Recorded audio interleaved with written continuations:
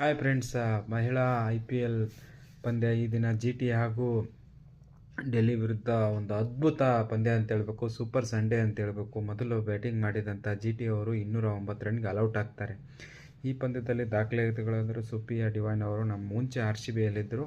ಅವರು 42 ಬಾಲಲ್ಲಿ 95 ರನ್ನು, 7 4 8 6 ಹೊಡಿತಾರೆ.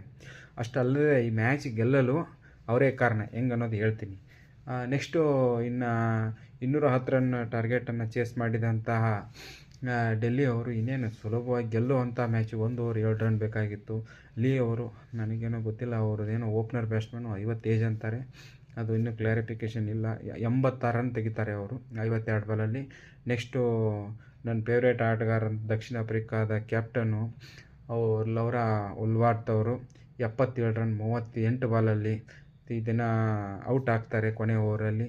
ಕೊನೆ ಓವರದ ಒಂದು ಕುತೂಹಲ ಘಟ್ಟ. 2 ಮ್ಯಾಚಿದ್ದು ಇದು ಗುಜರಾತ್ ಅವ್ರದ್ದು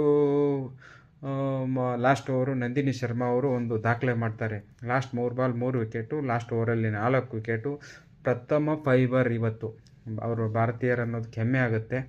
ಅದೊಂದು ಆ ದಾಖಲೆ ಆದರೆ ಸುಪ್ರಿಯಾ ಡಿವೈನ್ ಅವರು ಇವರು ಮುಟ್ಟಿದ್ದೆಲ್ಲ ಚಿನ್ನನೆ ಅಂತ ಹೇಳಬೇಕು. ಯಾಕಂದರೆ 1 ಓವರಲ್ಲಿ 7 ರನ್ ಬೇಕಾಗಿದೆ. 19ನೇ ಓವರಲ್ಲಿ 22 ರನ್ ಹೊಡೆದಿದ್ದಾರೆ ಇವರು ಡೆಲ್ಲಿ ಅವರು.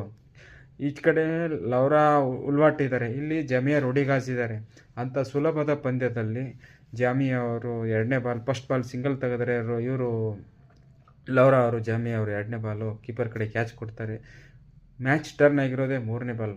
ಮಾರಿಜಾನ್ ಕಾಂಪ್ ಅವರು ಒಂದು ಈಜಿ ಬಾಲು ಸಿಂಗಲ್ ಹೊಡಿಲೇ ಬಾಲರ್ ಕೈಯಾಗಿ ಹೊಡಿತಾರೆ. 4ನೇ ಬಾಲು ಸಿಂಗಲ್ ತೆಗಿತಾರೆ. 5ನೇ ಬಾಲು ಟೆನ್ಷನಲ್ಲಿ ಉಲ್ವಾಟ್ ಅವರು ಕ್ಯಾಚ್ ಕೊಟ್ಟು ಹೋಗ್ತಾರೆ. ಲಾಸ್ಟ್ ಬಾಲ್ ಇನ್ನೇನು 1 ಬಾಲ್ 5 ರನ್ ಬೇಕಾದಾಗ ನಮ್ಮ ಇವರು ರನ್ ಡಾಟ್ ಮಾಡ್ತಾರೆ.